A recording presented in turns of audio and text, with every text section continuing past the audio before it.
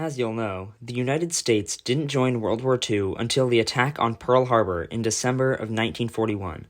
However, it hadn't been neutral before that.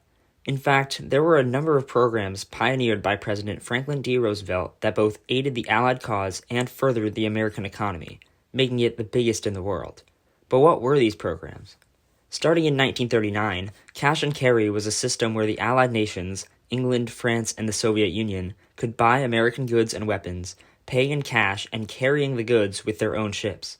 This kept American ships out of the war zone, as was an issue during the First World War, and was a win-win for the United States and the Allies. However, it was still just neutral enough to keep the isolationist American people happy. It's just trading, right? Then, in 1940 came a deal specifically with England, called Destroyers for Bases.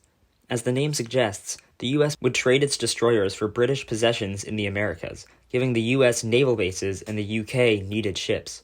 The special relationship between the United States and England essentially started here, though Churchill wouldn't coin the term until 1946.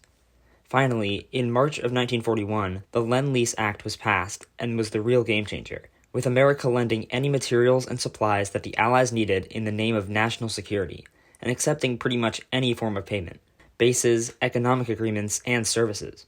Roosevelt compared it to lending your neighbor a hose rather than trying to sell him one when their house is on fire.